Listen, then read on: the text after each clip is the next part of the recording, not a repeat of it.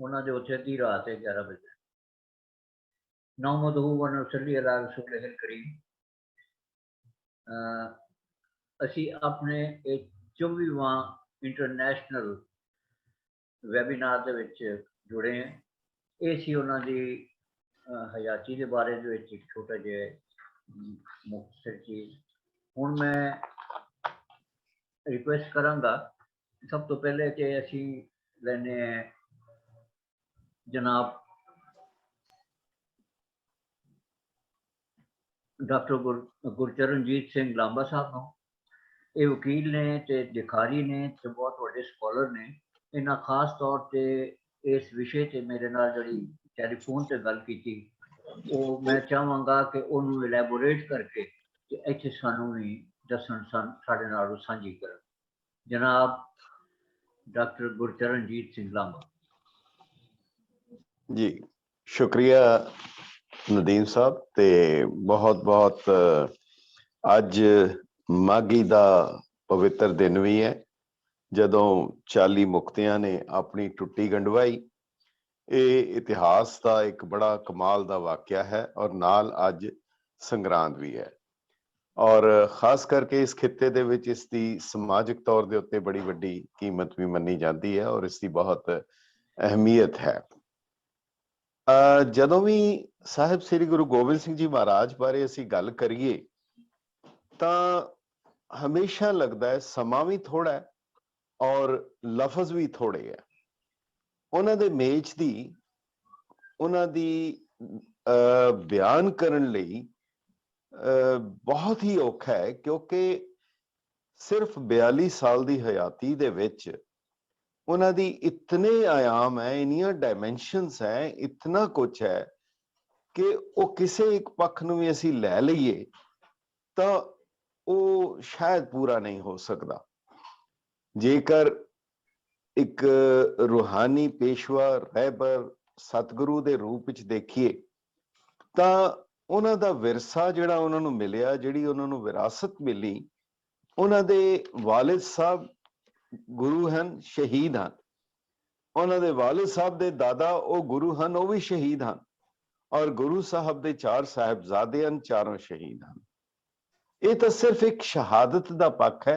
इस नूं पंथक कवि तेजा सिंह साबर ने बहुत सोहना लिखिया सी, गुलदस्ता उन्हें बुनिया है। कहंदा सुरगां दे विच बैठियां है सन एक जगह सरकारां दो, वेखण वाले वेख रहे ने बहुते एक नुहारां दो, एक ने पंचम पिता प्यारे एक उन्हां दे पोते जो उस पोते ने पोते लै ले, एक दो इधर ते इधर दो। ये तो सिर्फ एक शहादत का पक्ष है। अली यार खां जोगी रहमानी जदों गुरु गोबिंद सिंह जी बारे लिखण लगदे हन तां ओह कहंदे हन, करतार की सौगंध है, नानक की कसम है, जितनी भी हो तारीफ गोबिंद की वो कम है। हर चंद मेरे हाथ में पुरजोर कलम है, सतगुर के लिखूं वसफ कहां ताबे रकम है। एक आंख से क्या बुलबुला कुल बहर को देखे, सागर को या मझधार को या लहर को देखे।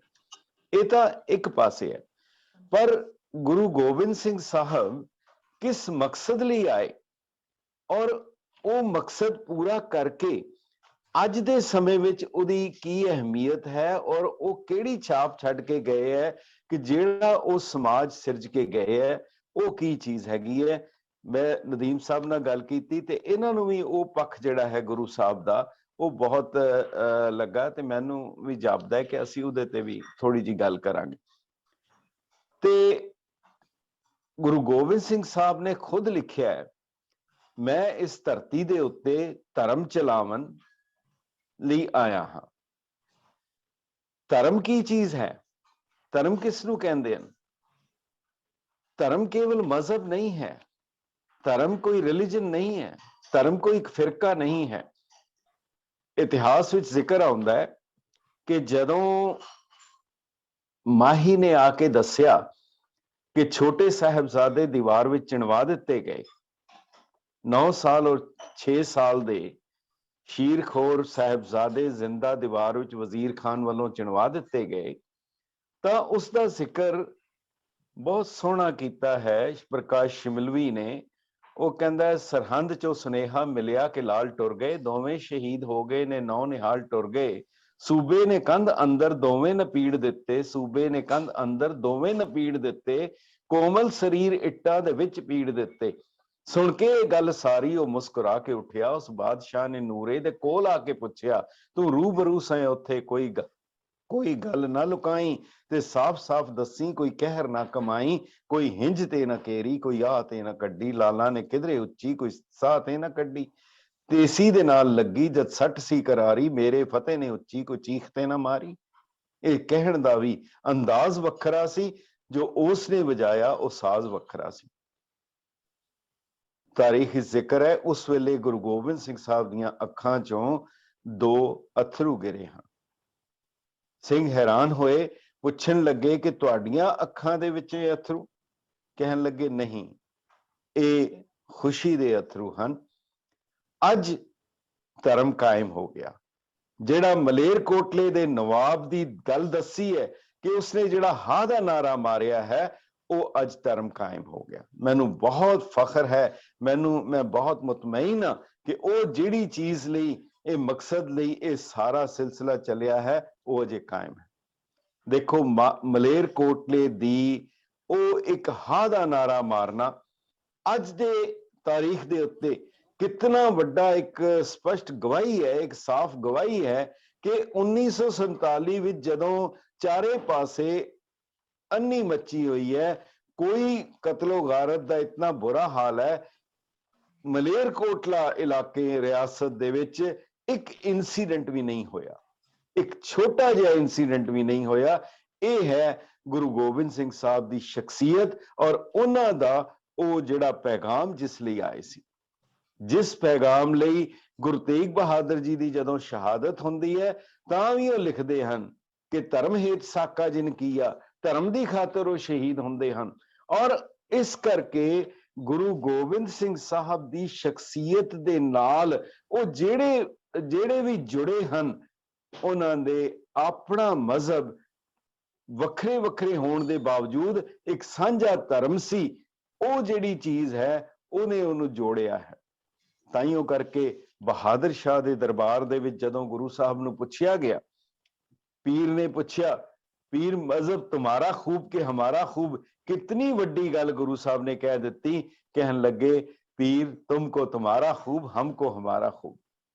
अगर जिस वेले ये अगर इंसान दे अंदर ये चीज आ जाए तो उसके बाद फिर कोई झगड़े नहीं रहंदे, कोई झेड़े नहीं रहंदे। अज दी सारियां जिहड़ियां भी दिक्कतां हन, उहदा सारियां दा इस दे विच जवाब है। गुरु गोबिंद सिंह साहब दी शख्सियत कितनी एक ऐसी है कि जदों उन्हां दा प्रकाश हुंदा है, पीर भीखण शाह सजदा करदा है उस पासे और उन्हां नूं मिलण लई आंदा है। और उत्थे जो इतिहास विच जिक्र है कि उहदे सामने गुरु साहब दे सामने बालपन विच हन, उन्हां दे अगे 2 कुज्जे रखे जांदे हन। पीर भीखण शाह कुड़ाम वाले वो सोचते हैं कि जे खब्बे हाथ दे हाथ रखणगे मैं समझांगा ये हिंदुआं दा, जे सज्जे पासे रखणगे मैं समझांगा मुसलमानां दा तरफदारी करनगे। उत्थे गुरु साहब ने की कीता? बचपन विच छोटे हन, उस वेले की कीता? उन्होंने दोनों दे उत्ते हाथ रख दिता। जेड़ी गल ये बुनियादी चीज विच सीगी और बाद विच गुरु गोबिंद सिंह साहब ने अपनी अफसाना अपनी जिहड़ी जीवनी लिखी है उहदे विच भी उन्होंने इस गल दा जिक्र कितना कमाल नाल कीता है।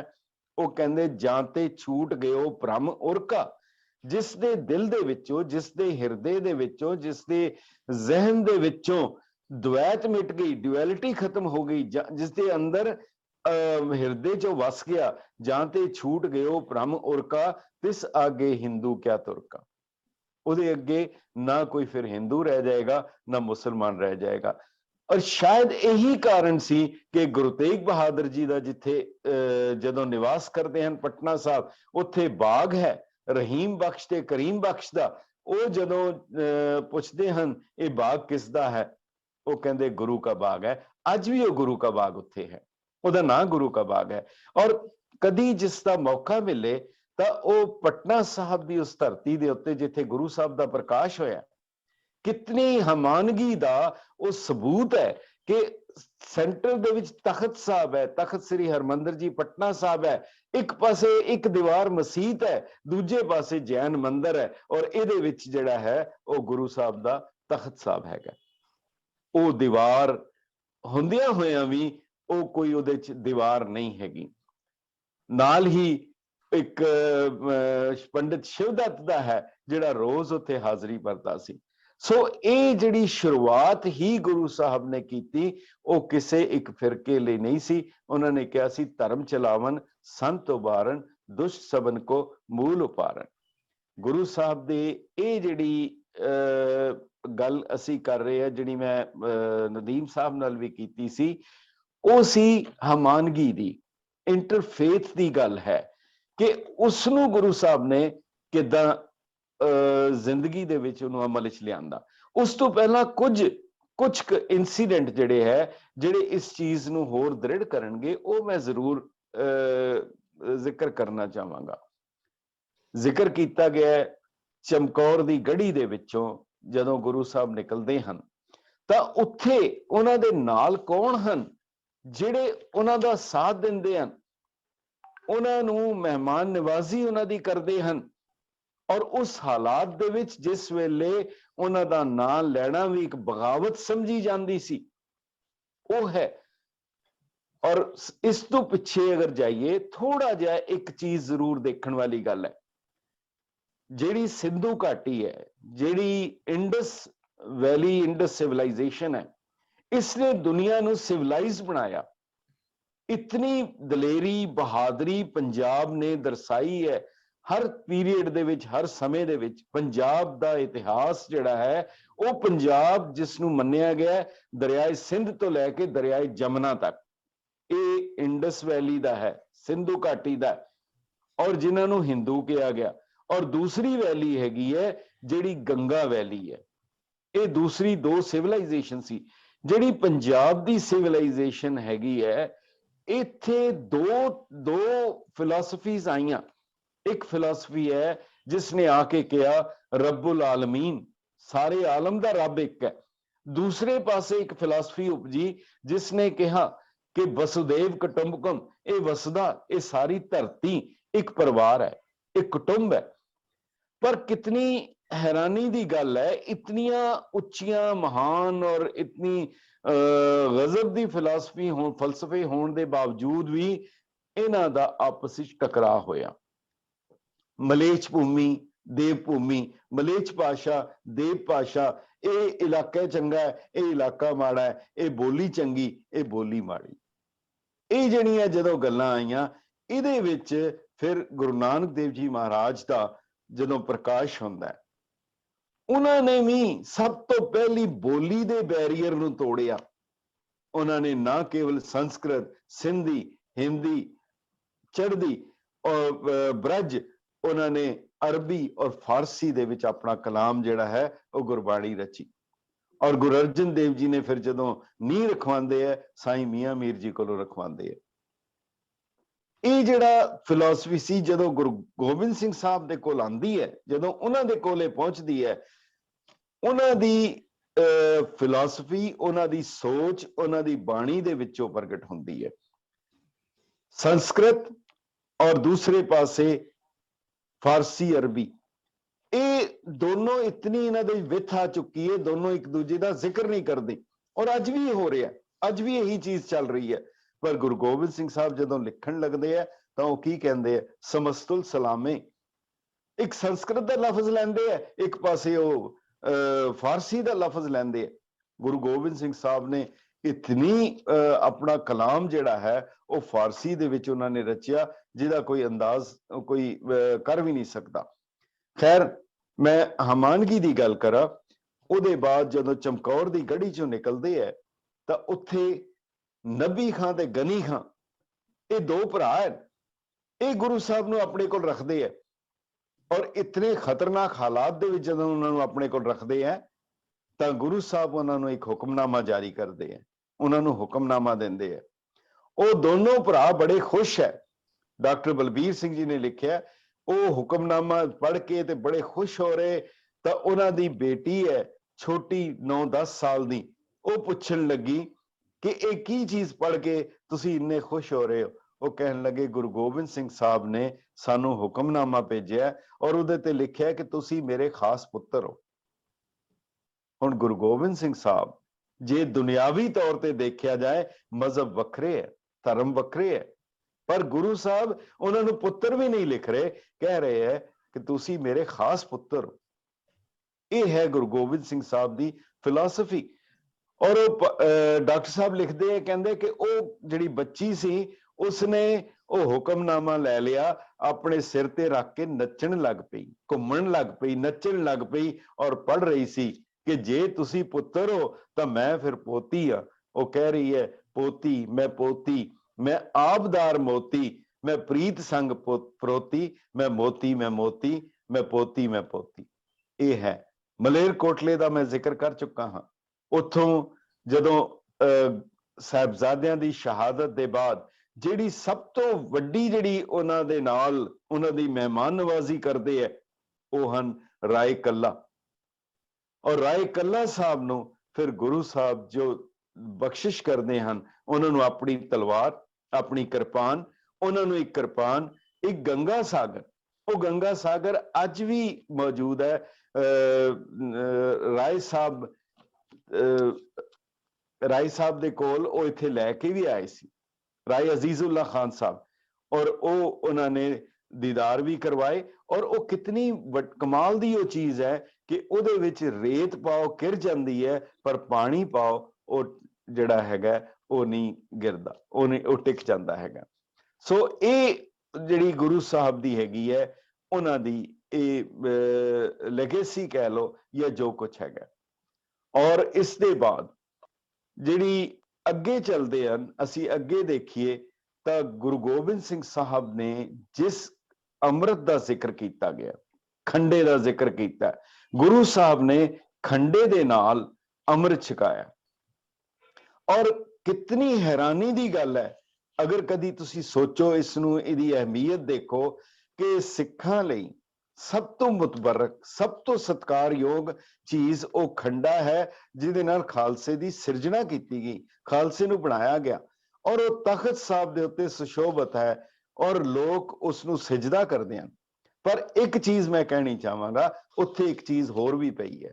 ਉਸ ਖੰਡੇ ਦੇ ਬਿਲਕੁਲ ਨਾਲ ਉਹ ਹਜ਼ਰਤ ਅਲੀ ਰਹਿਮਤੁल्लाह अलैह ਉਹਨਾਂ ਦਾ ਉਹ ਇੱਕ ਸੈਫ ਜਾਂ ਜ਼ੁਲਫਿਕਾਰ ਜਾਂ ਖੰਡਾ ਉਹ ਉੱਥੇ ਪਿਆ ਹੈ। और रोज उसके दर्शन कराए जाते हैं केसगढ़ साहब के उत्ते, उसनूं सजदा किया जाता है। और उसदे उत्ते, उस खंडे दे उत्ते लिखिया जुल्फिकार या सैफ दे उत्ते 5 तन और 5 दा नाम लिखिया है और हजरत अली रहमतुल्लाह अलैह दा जिक्र किया गया है। ये जिहड़ियां इस तों वध हमानगी दी गल कौन कर सकता है, कौन इस गल नूं जिक्र कर सकता है। मगर इतना कुछ करके उन्होंने फिर अखीर देखो कि जिस शुरू तो लैके गुरु नानक देव जी नूं उस हुकूमत ने कैद किया होए, गुरु अर्जन देव जी नूं शहीद किया है, गुरु नानक देव जी नूं कैद किया, गुरु अर्जन देव जी नूं शहीद किया और लगातार गुरु तेग बहादुर जी नूं शहीद किया। उन्हां दे माता पिता चारों साहिबजादे ये शहीद हुंदे हन, पर गुरु साहब दा फिर भी कोई गिला नहीं है, कोई शिकवा नहीं है। वो जदों फिर लिखण लगदे हन तां फिर औरंगजेब नूं जिहड़ा खत लिखदे हन उस दे विच कोई रंजिश नहीं, कोई गुस्सा नहीं है। वो लाइनां जिहड़ियां हन वो बहुत कमाल दियां हन।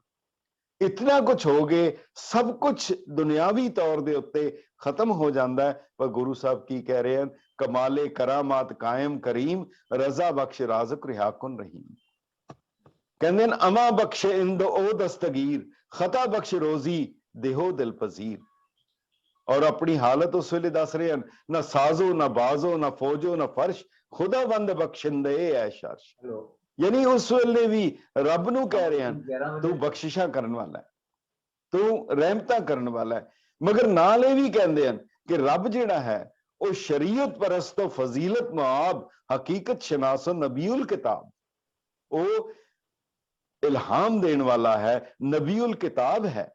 ਉਹ ਰੱਬ ਜਿਹੜਾ ਹੈ। ਔਰ ਫਿਰ ਆਪਣੀ ਜਦੋਂ ਦਾਸਤਾਨ ਸ਼ੁਰੂ ਕਰਦੇ ਹਨ ਤਾਂ ਕਹਿੰਦੇ ਹਨ ਮਰਾਂ ਐਤਬਾਰੇ ਬਰੀ ਕਸਮ ਨੇਸ ਕਿ ਇੱਜ਼ਤ ਗਵਾਸ ਯਜ਼ਦਾ ਬਰੇਸ। ਤੇਰੇ ਤੇ ਤੂੰ ਝੂਠਾ ਹੈ, ਤੂੰ ਝੂਠ ਬੋਲਿਆ ਹੈ, ਤੂੰ ਕੁਰਾਨ ਦੀਆਂ ਗਲਤ ਕਸਮਾਂ ਖਾਂਦੀਆਂ ਹਨ। ਇਹ ਬਹੁਤ ਵੱਡਾ ਇੱਕ ਪਾਪ ਹੈ, ਇਸ ਤੋਂ ਵੱਡੀ ਕੋਈ ਗਲਤ ਗੱਲ ਨਹੀਂ ਹੋ ਸਕਦੀ। ਨਾ ਕਤਰਾ ਮਰਾ ਐਤਬਾਰੇ ਬਰਸ ਕੇ ਬਖਸ਼ੀ व ਦੀਵਾ ਹਮਾ ਕੇ ਜ਼ਬਗੋਸ਼। ਤੇਰੇ ਸਾਰੇ ਜਿਹੜੇ ਅਹਿਲਕਾਰ ਹਨ, ਸਾਰੇ ਤੇਰੇ ਸਾਥੀ ਹਨ, ਉਹ ਬੇਈਮਾਨ ਹਨ, ਉਹ ਝੂਠ ਬੋਲਣ ਵਾਲੇ ਹਨ। ਜਿਹੜੀ ਗੱਲ ਗੁਰੂ ਨਾਨਕ ਦੇਵ ਜੀ ਵੇਲੇ ਕਹੀ ਗਈ ਸੀ, ਰਾਜੇ ਸ਼ੀਂ ਮੁਕੱਦਮ ਕੁੱਤੇ। ਔਰ ਫਿਰ ਕਿਤਨੀ ਵੱਡੀ ਗੱਲ ਹੈ, इतना कुछ हो के कोई अफसोस नहीं जाहिर कर रहे, माफी नहीं मांग रहे। वो कह रहे हैं हमारा कसे साए आयत वजीर बरो दस्तदारद न जागे दलेर। जिसदे उत्ते हुमा दा एक इस्लामिक मैथोलॉजिकल पंछी है, जिदे उत्ते ओदा साया हो जाए, तेरे वर्गे कां उसदा की बिगाड़ सकते हैं। और कह रहे हैं जेड़ा डॉक्टर साहब जिक्र कर रहे कि 10 लाख दी फौज है, गुरसना चकारे कुनद चहल नर के 10 लाख बरायत बरू बेखबर। कि 10 ਲੱਖ ਭੁੱਖੇ ਪਾਣੇ ਕੀ ਕਰ ਸਕਦੇ ਹਨ ਜੇ ਉਹਨਾਂ ਦੇ ਉੱਤੇ ਇਸ ਤਰੀਕੇ ਦੇ ਨਾਲ ਹਮਲਾ ਕਰ ਦਿੱਤਾ ਜਾਏ। ਪਰ ਇਸ ਦੇ ਉੱਤੇ ਕਹਿ ਰਹੇ ਹਨ, ਯਾਦ ਕਰਾ ਰਹੇ ਹਨ ਕਿ ਪੈਮਾ ਸ਼ਿਕਨ ਬੇਦਰੰਗ ਆਮਦਨ ਮਾਇਆ ਤੇ ਗੁਤੀਰੋ ਤਫੰਗ ਆਮਦਨ। ਇਹ ਧੋਖੇਬਾਜ਼ ਬੰਦਿਆਂ ਨੇ ਹਮਲਾ ਕੀਤਾ। ਔਰ ਫਿਰ ਸਾਹਿਬਜ਼ਾਦਿਆਂ ਦਾ ਜਦੋਂ ਜ਼ਿਕਰ ਕਰਦੇ ਹਨ ਤਾਂ ਕਹਿੰਦੇ ਹਨ ਚਿਹਾ ਸ਼ੁੱਧ ਕੇ ਚੂ ਬੱਚਗਾ ਕੁਛ ਤਾਂ ਚਾਰ ਕੇ ਬਾਕੀ ਬਮਾ ਦਸਤ ਪੇਚੀ ਦਾ ਮਾਰ। और फिर नाल कहंदे हन कि मैनू मजबूरन क्यों तलवार चुकनी पई। कहंदे चुका रज़मा हील ते दरगुज़श थलाल अस्त बुरदन बशमशीर दस्त। ए नहीं, इतना ही नहीं, जेड़ी चीज दी उस वेले लोड़ सी, जिवें मैं जिक्र कीता है कि दो फिरके हन, दोनां दे विच टकरा है, उन्हां दे विच सुमेल किवें ਉਹ ਕਰਦੇ ਹਨ, ਇਹ ਬੜੀ ਵੱਡੀ ਗੱਲ ਹੈ। ਉਹ ਉਹਨਾਂ ਦੀ ਬਾਣੀ ਦੇ ਵਿੱਚੋਂ, ਉਹਨਾਂ ਦੇ ਕਲਾਮ ਦੇ ਵਿੱਚੋਂ ਮਿਲੇਗਾ। ਗੁਰੂ ਸਾਹਿਬ ਦਾ ਸਭ ਤੋਂ ਜਿਹੜੇ ਨਜ਼ਦੀਕੀ ਉਹਨਾਂ ਦੇ 52 ਕਵੀ ਹਨ, ਉਹਨਾਂ ਕਵੀਆਂ ਦੇ ਵਿੱਚ ਮੁਸਲਮਾਨ ਵੀ ਹਨ, ਉਹਨਾਂ ਦੇ ਵਿੱਚ ਹਿੰਦੂ ਵੀ ਹਨ, ਉਹਨਾਂ ਵਿੱਚ ਭਾਈ ਨੰਦ ਲਾਲ ਵੀ ਹਨ। ਔਰ ਭਾਈ ਨੰਦ ਲਾਲ ਜਿਹੜੇ ਹੈ ਉਹ ਕਿਤਨੀ ਕਮਾਲ ਦੀ ਗੱਲ ਕਹਿ ਰਹੇ ਹਨ। ਕੁਦਰਤੀ ਤੌਰ ਤੇ ਜਿਹੜੀ ਫਿਲਾਸਫੀ ਗੁਰੂ ਗੋਬਿੰਦ ਸਿੰਘ ਸਾਹਿਬ ਦੀ ਹੈ ਉਸੇ ਨੂੰ ਅੱਗੇ ਵਧਾ ਰਹੇ ਹਨ। ਗਾਹੇ ਸੂਫੀ गाहे जाहिद गाहे कलंदर में शबद रंग हाए मुख्तलिफ दारद बुते यारे मां। ये है उन्हां दी लिगेसी। और फिर उन्हां नूं पता है हिंदुस्तान दी एक इत्थे दी ऐसी आदत सी, जिसने कुछ दे दिता उसनूं देवता कहता, भगवान कहता। जिसदे कोलों कोई डर लग्या उसनूं देवता कह दिता, उसदी पूजा शुरू कर दिती। सप भी देवता है, ठूआ भी देवता है, दरख्त भी देवता है। जे किसी ने कुछ दे दिता या किसी को डर लगा, वो भी सब इक्को ही है। पर गुरु साहब ने ये पता सी कि उन्होंने ऐलान कर देना है ये भी भगवान है। हुण बड़ी ताकीद की और किन्हां लफ्जां च कीती, जो हमको परमेश्वर उचरे हैं ते सब नरक कुंड में पर हैं। मोको दास तवन का जानो या मैं भेद नरंच पछानो। मेरे तुहाडे विच कोई फर्क नहीं हैगा। और वो नजारा, वो मंजर कैसा होएगा। वो गुरु, वो रहबर, वो पेशवा, 5 प्यारिਆਂ ਨੂੰ ਅੰਮ੍ਰਿਤ ਛਕਾਣ ਤੋਂ ਬਾਅਦ ਆਪ ਗੋਡਿਆਂ ਭਾਰ ਹੋ ਕੇ ਤਲੀਆਂ ਜੋੜ ਕੇ ਫਿਰ ਉਹਨਾਂ ਦੇ ਕੋਲੋਂ ਅੰਮ੍ਰਿਤ ਦੀ ਦਾਤ ਮੰਗ ਰਹੇ ਹਨ ਕਿ ਜਿਹੜਾ ਕਿ ਮੈਨੂੰ ਵੀ ਤੁਸੀਂ ਹੁਣ ਅੰਮ੍ਰਿਤ ਦੀ ਦਾਤ ਦਿਓ। ਇਹ ਜਿਹੜੀ ਚੀਜ਼ ਉਹਨਾਂ ਨੇ ਕੀਤੀ ਹੈ, ਇਸ ਦਾ ਕੋਈ ਸ਼ਾਇਦ ਸਾਨੀ ਨਹੀਂ ਹੈ। ਔਰ ਗੁਰੂ ਸਾਹਿਬ ਫਿਰ ਜਦੋਂ ਆਪਣੀ ਲਿਖਦੇ ਹਨ, ਇਬਾਰਤ ਲਿਖਦੇ ਹਨ, ਤਾਂ ਇੱਕ ਲਫ਼ਜ਼ ਕਿਤਨਾ ਕਮਾਲ ਦਾ ਹੈ। ਮਾਨਸ ਕੀ ਜਾਤ ਸਭ ਹੈ ਏਕੇ ਹੀ ਪਹਿਚਾਨਬੋ। ਅੱਜ ਸਾਰੀ ਜਗ੍ਹਾ ਕਿਹਾ ਜਾ ਰਿਹਾ ਹੈ, ਇੰਟਰਫੇਥ ਦੀ ਗੱਲ ਕੀਤੀ ਜਾਂਦੀ ਹੈ, ਇੰਟਰਫੇਥ। ਪਰ ਮੈਨੂੰ ਜਾਪਦਾ ਹੈ ਜਿਹੜੇ ਇੰਟਰਫੇਥ ਦੀ ਗੱਲ ਕਰਨ ਵਾਲੇ ਹੈ, ਆਪਣਾ ਫੇਥ ਕਾਇਮ ਹੈ ਨਹੀਂ, ਉਹਦੇ ਤੇ ਦ੍ਰਿੜਤਾ ਹੈ ਨਹੀਂ, ਉਹਦੇ ਤੇ ਪਕਿਆਈ ਹੈ ਨਹੀਂ, ਤੇ ਅਸੀਂ ਇੰਟਰਫੇਥ ਦੀ ਗੱਲ ਤੁਰ ਪੈਂਦੇ ਹਾਂ। ਪਰ ਇੰਟਰਫੇਥ ਤੋਂ ਪਹਿਲੇ ਇੱਕ ਹੋਰ ਚੀਜ਼ ਹੈ, ਉਹ ਹੈ ਇੰਟਰਾਫੇਥ। ਹੁਣ ਕੁਦਰਤੀ ਤੌਰ ਦੇ ਉੱਤੇ ਰੱਬ ਨੇ ਜਿਸ ਤਰੀਕੇ ਦੇ ਨਾਲ ਇਹ ਸਾਰੀ ਸ੍ਰਿਸ਼ਟੀ ਰਚੀ ਹੋਈ ਹੈ, ਤਾਂ ਉਸ ਵੇਲੇ ਜਿਹੜੀ ਚੀਜ਼ ਹੈ ਤਾਂ ਗੁਰੂ ਸਾਹਿਬ ਕਹਿ ਰਹੇ ਹੈ, ਕਉ ਭਇਓ ਮੁੰਡਿਆ ਸੰਨਿਆਸੀ, ਕੋਈ ਜੋਗੀ ਭਇਓ, ਕੋਈ ਬ੍ਰਹਮਚਾਰੀ, ਕੋਈ ਜਤੀ ਅਨੁਮਾਨਵੋ। ਹੁਣ ਇਹ ਵੱਖ-ਵੱਖ ਫਿਰਕੇ ਹਨ, ਉਹ ਕੇਵਲ ਹਿੰਦੂ ਤੁਰਕ ਦੀ ਗੱਲ ਨਹੀਂ ਕਰ ਰਹੇ, ਹਿੰਦੂ ਮੁਸਲਮਾਨ ਦੀ ਗੱਲ ਨਹੀਂ ਕਰ ਰਹੇ, ਉਹ ਉਹਨਾਂ ਦੇ ਅੱਗੋਂ ਫਿਰਕਿਆਂ ਦੀ ਵੀ ਗੱਲ ਕਰਦੇ ਹਨ। ਫਿਰ ਜਦੋਂ ਅੱਗੇ ਕਹਿੰਦੇ ਹਨ ਹਿੰਦੂ ਤੁਰਕ ਕਉ ਰਾਫਜ਼ੀ ਇਮਾਮ ਸਾਫੀ, ਕਿਤਨਾ ਕਮਾਲ ਹੈ, ਉਹਨਾਂ ਦੀ ਵਿਸ਼ਾਲਤਾ ਹੈ ਔਰ ਉਹਨਾਂ ਦੀ ਪਹੁੰਚ ਕਿੱਥੇ ਤੱਕ ਜਾ ਰਹੀ ਹੈ। ਉਹ ਕਹਿ ਰਹੇ ਹਨ ਕਿ ਹਿੰਦੂ ਤੁਰਕ ਕਹੋ, ਹਿੰਦੂ ਵੀ ਹੋ ਸਕਦਾ ਹੈ, ਤੁਰਕ ਵੀ ਹੋ ਸਕਦਾ ਹੈ। ਅੱਗੋਂ ਫਿਰ ਉਹਨਾਂ ਫਿਰਕਿਆਂ ਦੀ ਗੱਲ ਕਰਦੇ ਹਨ ਕਿ ਸੂਫੀ ਅਤੇ ਜਿਹੜੇ ਰਾਫਜ਼ੀ ਵੀ ਔਰ ਇਮਾਮ ਤੇ ਸਾਫੀ, ਯਾਨੀ ਕਿ ਕੋਈ ਸ਼ੀਆ ਵੀ ਹੋ ਸਕਦਾ ਹੈ, ਸੁन्नी ਵੀ ਹੋ ਸਕਦਾ ਹੈ, ਪਰ ਕਿਤਨੀ ਕਮਾਲ ਦੀ ਗੱਲ ਹੈ, ਮਾਨਸ ਕੀ ਜਾਤ ਸਭ ਹੈ ਏਕੇ ਪਹਿਚਾਨਬੋ। और कहने करता करीम सोई, राजक रहीम होई, दूसरो ना भेद कोई, भूल परम मानवो, एक ही की सेव सब ही को गुरदेव एक ही स्वरूप सब है, एक है जोत जानबो। सारियां दे विच उसे दी जोत है, अव्वल अल्लाह नूर पाया, कुदरत के सब बंदे, एक नूर ते सब जग उपजया, कौन भले को मंदे। देहोरा मसीत सोई, पूजा ओ निवाज होई, मानस सब है एक पै, अनेक को प्रभाव है। ਹੁਣ ਜਦੋਂ ਗੁਰੂ ਨਾਨਕ ਦੇਵ ਜੀ ਨੂੰ ਕਿਹਾ ਗਿਆ ਮੱਕਾ ਜਿਹੜਾ ਹੈ ਉਹ ਖੁਦਾ ਦਾ ਘਰ ਹੈ, ਹੁਣ ਜੇ ਕਹਿ ਰਹੇ ਹਨ, ਮੰਨ ਰਹੇ ਹਨ ਕਿ ਜ਼ਰਰੇ ਜ਼ਰਰੇ ਦੇ ਵਿੱਚ ਰੱਬ ਹੈ, ਜ਼ਰਰੇ ਜ਼ਰਰੇ ਦੇ ਵਿੱਚ ਖੁਦਾ ਹੈ, ਫਿਰ ਕਿਵੇਂ ਕਿਹਾ ਜਾ ਸਕਦਾ ਹੈ ਕਿ ਉੱਥੇ ਨਹੀਂ ਹੈ। ਪਰ ਫਰਕ ਸਿਰਫ ਇੰਨਾ ਹੈ, ਕੇਵਲ ਇੱਕ ਜਗ੍ਹਾ ਨਹੀਂ, ਉਹਨਾਂ ਨੇ ਕਿਹਾ ਮੱਕੇ ਵਿੱਚ ਵੀ ਖੁਦਾ ਹੈ, ਇਸ ਸੰਸਾਰ ਦੇ ਹਰ ਜ਼ਰਰੇ ਜ਼ਰਰੇ ਦੇ ਵਿੱਚ ਉਸਦੀ ਹੈ, ਹਰ ਜਗ੍ਹਾ ਉਹਦੀ ਜੋਤ ਹੈ। ਕਹਿੰਦੇ ਹਨ ਮਾਨਸ ਸਭ ਹੈ, ਇਨਸਾਨ ਸਾਰੇ ਹਨ, ਏਕ ਪੈ ਅਨੇਕ ਕੋ ਪ੍ਰਭਾਵ ਹੈ। ਕਹਿੰਦੇ ਨਿਆਰੇ ਨਿਆਰੇ ਦੇਸਨ ਕੇ ਭੇਸ ਕੋ ਪ੍ਰਭਾਵ ਹੈ। ਜੇ ਤੁਹਾਨੂੰ ਫਰਕ ਲੱਗ ਰਿਹਾ ਨਾ, ਉਹ ਇਸ ਕਰਕੇ ਹੈਗਾ ਕਿ ਵੱਖਰੇ ਵੱਖਰੇ ਇਲਾਕਿਆਂ ਦੇ ਕਰਕੇ ਉਹ ਤੁਹਾਨੂੰ ਲੱਗ ਰਿਹਾ। ਜੇ ਤੁਸੀਂ ਅਗਰ ਥੋੜਾ ਜਿਹਾ ਖੁਰਚ ਕੇ ਵੇਖੋਗੇ, ਭਾਵੇਂ ਦੁਨੀਆ ਦੇ ਕਿਸੇ ਖਿੱਤੇ ਦਾ ਕੋਈ ਵੀ ਇਨਸਾਨ ਹੋਏਗਾ, ਉਹ ਜਿਹੜੀਆਂ ਅਲਾਮਤਾਂ, ਜਿਹੜੀਆਂ ਚੰਗਿਆਈਆਂ, ਜਿਹੜੀਆਂ ਬੁਰਾਈਆਂ, ਹਰ ਦੇ ਵਿੱਚ ਤੁਹਾਨੂੰ ਇੱਕੋ ਜਿਹੀਆਂ ਮਿਲਣਗੀਆਂ, ਖਾਹਿਸ਼ਾਤ ਵੀ ਇੱਕੋ ਜਿਹੀਆਂ ਮਿਲਣਗੀਆਂ। ਇਸ ਲਈ ਗੁਰੂ ਸਾਹਿਬ ਕਹਿ ਰਹੇ ਆ, ਏਕੇ ਨੈਣ ਏਕੇ ਕਾਨ ਏਕੇ ਦੇ ਏਕੇ ਬਾਨ, ਖਾਕ ਬਾਦ ਆਤਿਸ਼ ਉਹ ਆਪ ਕੋ ਰਲਾਓ ਹੈ। ਹੁਣ ਹਿੰਦੂ ਫਿਲਾਸਫੀ ਦੇ ਵਿੱਚ पांच तत्त को तन रचियो किया गया, पंज चीजां हैगियां, मगर गुरु साहब इत्थे इस्लामिक फिलासफी चो लै रहे हैं कि चार चीजां, खाक बाद आतिश आप को रलाओ है। अल्लो अभेक सोई सोई पुरान और कुरान होई, एक ही स्वरूप सब है, एक ही बनाओ है। इनू एक्सप्लेन करने लई बड़े सोहने उन्होंने दो हवाले दिते हैं। ਉਹ ਕਹਿੰਦੇ ਜਿਵੇਂ ਅੱਗ ਦੇ ਵਿੱਚੋਂ ਚਿੰਗਾਰੀਆਂ ਉੱਠਦੀਆਂ ਹਨ, ਉਹ ਚਿੰਗਾਰੀਆਂ ਆਕਾਸ਼ ਵੱਲ ਜਾਂਦੀਆਂ, ਆਸਮਾਨ ਵੱਲ ਜਾਂਦੀਆਂ ਹਨ, ਫਿਰ ਉਹਦੇ ਵਿੱਚ ਸਮਾ ਜਾਂਦੀਆਂ, ਧੂੜ ਉੱਡਦੀ ਹੈ ਫਿਰ ਵਿੱਚ ਸਮਾ ਜਾਂਦੀ ਹੈ। ਇਸੇ ਤਰੀਕੇ ਨਾਲ ਰੱਬ ਦੀ ਉਸ ਜੋਤ ਦੇ ਵਿੱਚੋਂ ਇਹ ਰੂਹਾਂ ਹਨ ਔਰ ਫਿਰ ਉਹਦੇ ਵਿੱਚ ਸਮਾ ਜਾਂਦੀਆਂ ਹਨ। ਗੁਰੂ ਸਾਹਿਬ ਕਹਿ ਰਹੇ ਹੈ, ਉਹ ਕਹਿੰਦੇ ਹਨ ਜੈਸੇ ਇੱਕ ਧੂਰ ਤੇ ਅਨੇਕ ਧੂਰ ਪੂਰਤ ਹੈ, धूर के कनूका फेर धूर ही समाएंगे, जैसे एक नद ते तरंग कोट उपजत है, पान के तरंग सबे पान ही कहाएंगे। ते ये सारा कुछ करके जदों अखीरले बार हैगी है गुरु गोबिंद सिंह साहब दी बहादुर शाह नाल मुलाकात हुंदी है। बहादुर शाह नाल मुलाकात दे विच पीर उन्हां नूं कहंदे हन कि तुसीं करामात दिखाओ, क्योंकि एक बड़ी वड्डा गुरु तेग बहादुर जी की शहादत वेले भी एक जिक्र आया सी कि करामात दिखाओ।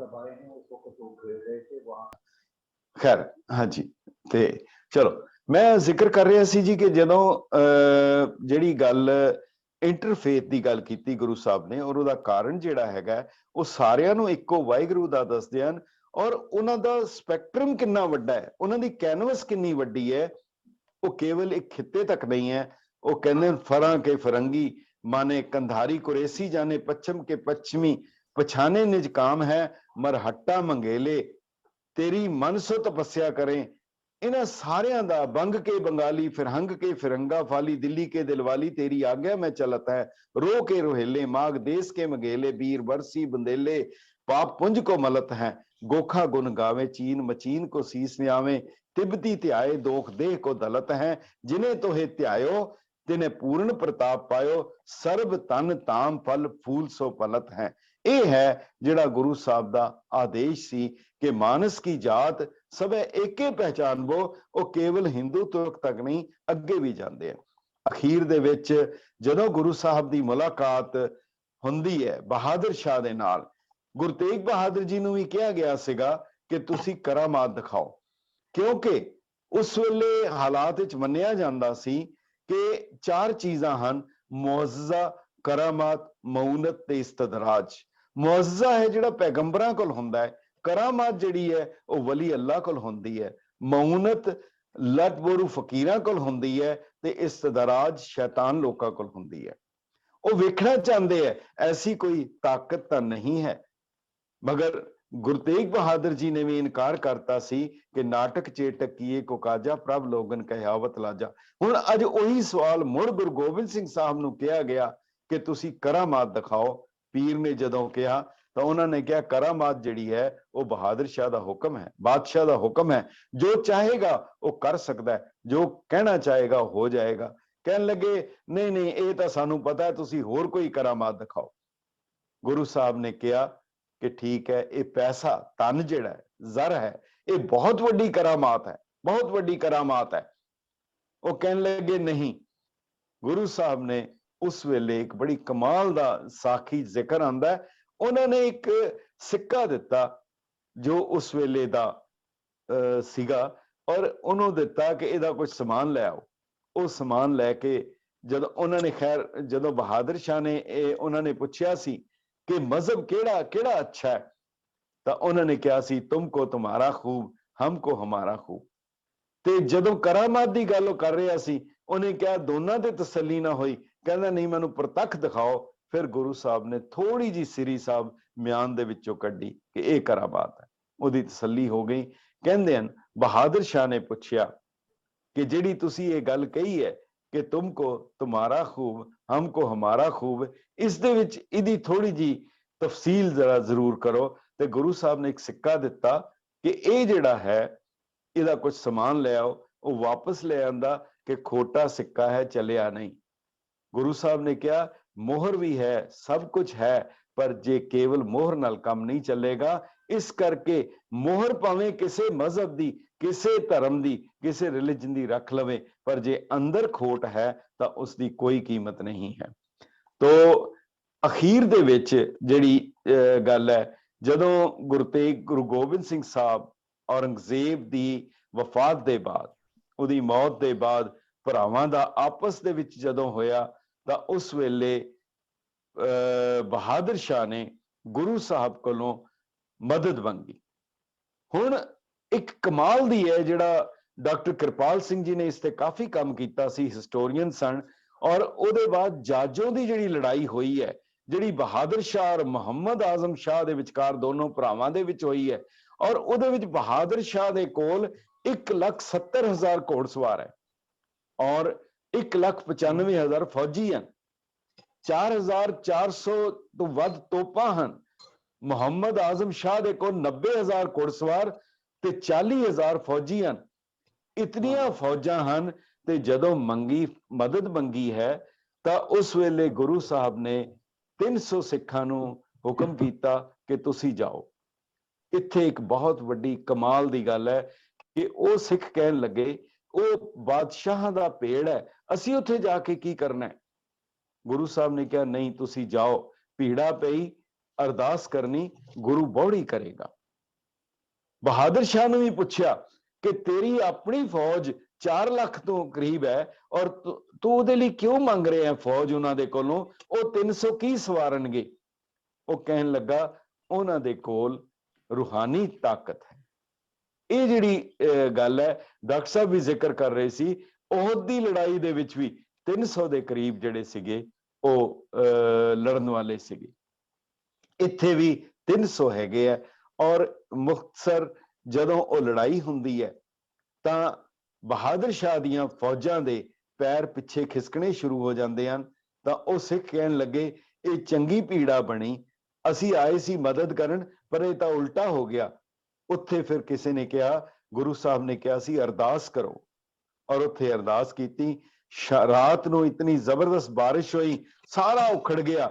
ਉਹਦੇ ਵਿੱਚੋਂ 300 ਜਿਹੜੇ ਫੌਜੀ ਸੀਗੇ, ਸਿੱਖ ਸੀਗੇ, ਉਹ ਨਿਕਲੇ ਔਰ ਉਹਨਾਂ ਨੇ ਜਾ ਕੇ ਜਦੋਂ ਤੀਰ ਮਾਰਿਆ ਤਾਂ ਜਿਹੜਾ ਉਹਦਾ ਭਰਾ ਸੀ ਮੁਹੰਮਦ ਆਜ਼ਮ ਸ਼ਾਹ, ਉਹ ਹਾਥੀ ਤੋਂ ਥੱਲੇ ਡਿੱਗ ਗਿਆ।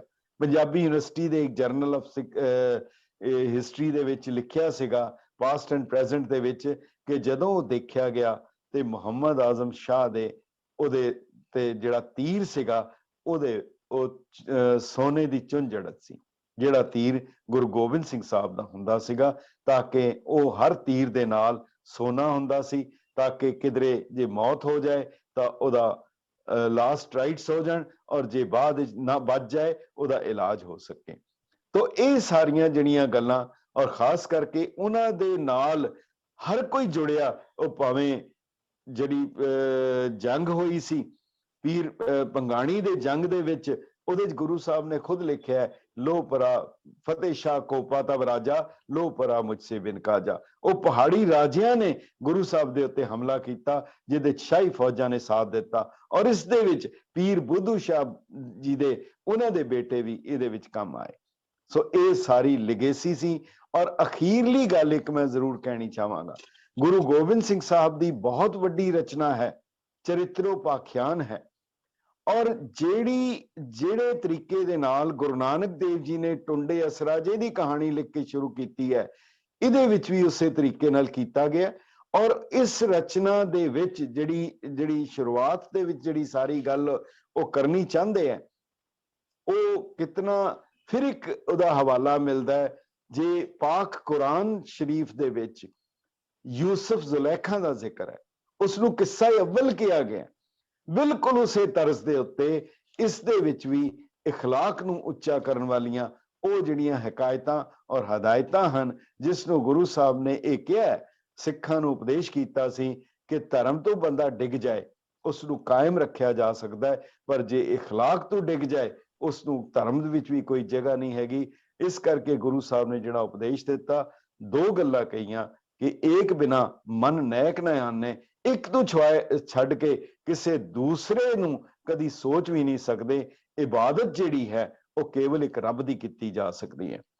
ਪਰ ਫਿਰ ਅਮਾਨਗੀ ਦੀ ਗੱਲ ਕਰਦੇ ਹਾਂ, ਗੁਰੂ ਸਾਹਿਬ ਦੀ ਬਹੁਤ ਵੱਡੀ ਰਚਨਾ ਹੈ, ਬਹੁਤ ਵੱਡੀ ਰਚਨਾ ਹੈ। ਬਹਾਦਰ ਸ਼ਾਹ ਦੀ ਅਸੀਂ ਗੱਲ ਕਰ ਰਹੇ ਹਾਂ, ਗੁਰੂ ਸਾਹਿਬ ਨੇ ਉਸ ਦੀ ਮਦਦ ਕੀਤੀ ਹੈ। ਔਰ ਇੱਕ ਹਵਾਲਾ ਗੁਰੂ ਸਾਹਿਬ ਦੀ ਰਚਨਾ ਦੁਰਗਾ ਦੀ ਵਾਰ ਹੈ, ਜਿਹੜੀ ਗੁਰੂ ਸਾਹਿਬ ਨੇ 3 ਵਾਰੀ ਲਿਖੀ ਹੈ। ਚੰਡੀ ਦੀ ਵਾਰ, ਵਾਰ ਸ੍ਰੀ ਭਗਵਤੀ ਜੀ ਕੀ, ਇਹ ਜਿਹੜੀ ਚੰਡੀ ਦੀ ਦੁਰਗਾ ਦੀ ਵਾਰ 3 ਜਗ੍ਹਾ ਦੇ ਉੱਤੇ ਆਈ ਹੈ। ਹੁਣ ਹਿੰਦੂ ਇਤਿਹਾਸ ਮਿਥਿਹਾਸ ਦੇ ਵਿੱਚ ਹਜ਼ਾਰਾਂ ਹਵਾਲੇ ਹੈ, ਹਜ਼ਾਰਾਂ ਹੀ ਦੇਵੀਆਂ ਹਨ, ਪਰ ਕਿਸੇ ਦਾ ਜ਼ਿਕਰ ਨਹੀਂ ਕੀਤਾ, ਸਿਰਫ ਦੁਰਗਾ ਦਾ ਜ਼ਿਕਰ ਕੀਤਾ। ਮਿਥਿਹਾਸਕ ਤੌਰ ਦੇ ਉੱਤੇ ਜ਼ਿਕਰ ਆਉਂਦਾ ਹੈ ਕਿ ਜਦੋਂ ਇੰਦਰ ਨੇ ਦੁਰਗਾ ਦੀ ਮਦਦ ਮੰਗੀ ਤਾਂ ਦੁਰਗਾ ਨੇ ਕਿਹਾ, ਸੁੰਭ ਨੇ ਉਹਦੇ ਤੇ ਹਮਲਾ ਕੀਤਾ, ਦੁਰਗਾ ਨੇ ਆ ਕੇ ਉਹਦੀ ਹਮਾਇਤ ਕੀਤੀ, ਉਹਦੀ ਮਦਦ ਕੀਤੀ, ਔਰ ਉਸਨੂੰ ਸਿੰਘਾਸਨ ਤੇ ਬਿਠਾ ਕੇ ਫਿਰ ਉਹ ਪਹਾੜਾਂ ਵਿੱਚ ਚਲੀ ਗਈ। ਇਹ ਇੱਕ ਬੜਾ ਵੱਡਾ ਆਦਰਸ਼ ਸੀ, ਇੱਕ ਬੜਾ ਵੱਡਾ ਪ੍ਰਿੰਸੀਪਲ ਸੀ, ਜਿਹੜਾ ਗੁਰੂ ਸਾਹਿਬ ਨੇ ਇਸ ਮਿਥਿਹਾਸ ਦੇ ਵਿੱਚੋਂ ਲਿਆ, ਔਰ ਉਹਨਾਂ ਨੇ ਲੈ ਕੇ ਬਹਾਦਰ ਸ਼ਾਹ ਦੀ ਜਦੋਂ ਮਦਦ ਕੀਤੀ ਹੈ, ਉਸ ਦੀ ਮਦਦ ਕਰਕੇ ਉਸ ਨੂੰ ਤਖਤ ਦੇ ਉੱਤੇ ਤਖਤ ਨਸ਼ੀਨ ਕੀਤਾ, ਔਰ ਉਹਦੇ ਬਾਅਦ ਫਿਰ ਨਿਕਲ ਗਏ, ਉਹਦੇ ਕੋਲੋਂ ਕੋਈ ਹਿੱਸਾ ਨਹੀਂ ਮੰਗਿਆ। ਸੋ ਖਾਲਸਾ ਜਦੋਂ ਵੀ ਕੋਈ ਮਦਦ ਕਰੇ ਉਹਦੇ ਚ ਕੋਈ ਆਸ ਨਾ ਰੱਖੇ, ਜੇ ਉਸ ਨੂੰ ਕੁਝ ਖਾਣ ਨੂੰ ਮਿਲੇ ਤਾਂ ਉਹਦੇ ਤੇ ਵੰਡ ਛਕੇ ਕਿਹਾ, ਵੰਡ ਕੇ ਛਕੋ ਨਹੀਂ, ਵੰਡ ਕੇ ਛਕਣਾ ਹੁੰਦਾ ਹੈ, ਕਿਸੇ ਨੂੰ ਵੰਡ ਕੇ ਫਿਰ ਛਕਣਾ ਨਹੀਂ, ਵੰਡ ਛਕਣਾ, ਸ਼ੇਅਰ ਕਰਨਾ। ਔਰ ਇਸੇ ਤਰੀਕੇ ਨਾਲ ਜੇ ਉਹਨਾਂ ਨੂੰ ਰਾਜ ਮਿਲਿਆ, ਉਹ ਵੀ ਉਹਨਾਂ ਨੇ ਵੰਡ ਕੇ ਰਾਜ ਕੀਤਾ, ਜਿਹੜਾ ਕਿ ਪੰਜਾਬ ਦਾ ਅੰਗਰੇਜ਼ਾਂ ਤੋਂ ਪਹਿਲੇ ਜਿਹੜਾ ਰਾਜ ਪੰਜਾਬ ਦਾ ਰਾਜ ਸੀ, ਜਿਸ ਨੂੰ ਪੰਜਾਬੀਆਂ ਦਾ ਰਾਜ ਸੀਗਾ, ਉਹ ਜਿਹੜਾ ਮਹਾਰਾਜਾ ਰਣਜੀਤ ਸਿੰਘ ਨੇ ਕੀਤਾ। ਸੋ ਇਹ ਸਾਰੀ ਗੱਲ ਜਿਹੜੀ ਹੈਗੀ ਹੈ, ਤੇ ਇਹ ਮੈਨੂੰ ਤੇ ਇਤਨਾ ਕੁਝ ਹੀ, ਔਰ ਸਮਾਂ ਮੈਨੂੰ ਘੜੀ ਮੇਰੇ ਕੋਲ ਹੈ ਨਹੀਂ, ਤੇ ਡਾਕਟਰ ਸਾਹਿਬ ਨੇ ਰੋਕਿਆ ਨੀਗਾ, ਤੇ ਜੀ ਮੇਰਾ ਖਿਆਲ ਹੈ ਕਿ ਮੈਂ ਇਤਨਾ ਹੀ। ਅੱਜ ਫਿਰ ਜਿਹੜਾ ਗੁਰੂ ਗੋਬਿੰਦ ਸਿੰਘ ਸਾਹਿਬ ਦੇ ਆਪ ਜੀ ਪੋਸ ਦੀ 7ਵੀਂ 9 ਨੂੰ ਸੀ, ਤੇ ਮੈਂ ਅਖੀਰਲੀ ਗੱਲ ਇੱਕ ਮੈਂ ਜ਼ਰੂਰ ਕਹਿਣੀ ਚਾਹਾਂਗਾ ਕਿ ਗੁਰੂ ਸਾਹਿਬ ਦੇ ਜਿਤਨੇ ਗੁਰਪੁਰਬ ਹਨ, ਭਾਵੇਂ ਉਹ ਗੁਰੂ ਅਰਜਨ ਦੇਵ ਜੀ ਦਾ, ਗੁਰੂ ਨਾਨਕ ਦੇਵ ਜੀ ਦਾ, ਗੁਰੂ ਗੋਬਿੰਦ ਸਿੰਘ ਜੀ ਦਾ, ਜਿਹੜੇ ਗੁਰੂਆਂ ਦੇ ਗੁਰਪੁਰਬ ਹਨ ਉਹ ਲਿਊਨਰ ਦੇ ਹਿਸਾਬ ਨਾਲ ਹੁੰਦੇ ਹਨ। ਕੱਤਕ ਪੁੰਨਿਆ ਹੈ, ਜੇਠ ਸੁਦੀ 4 ਹੈ, ਪੋਹ ਸੁਦੀ 7ਵੀਂ ਹੈ। ਜੇ ਈਦ ਦੀ ਤਰੀਕ ਨਹੀਂ ਮੁਕਰਰ ਹੋ ਸਕਦੀ ਗ੍ਰਿਗੋਰੀਅਨ ਕੈਲੰਡਰ ਦੇ ਮੁਤਾਬਕ, ਜੇ ਮੁਹਰਮ ਨਹੀਂ ਹੋ ਸਕਦੀ, ਜੇਕਰ ਕੋਈ ਹੋਰ ਇਸ ਤਰ੍ਹਾਂ ਦੇ ਮਿਲਾਦੁਲ ਨਬੀ ਦੀ ਤਰੀਕ ਨਹੀਂ ਹੋ ਸਕਦੀ, ਇਹ ਗੁਰਪੁਰਬਾਂ ਦੀ ਤਰੀਕ ਵੀ ਨਹੀਂ ਹੋ ਸਕਦੀ।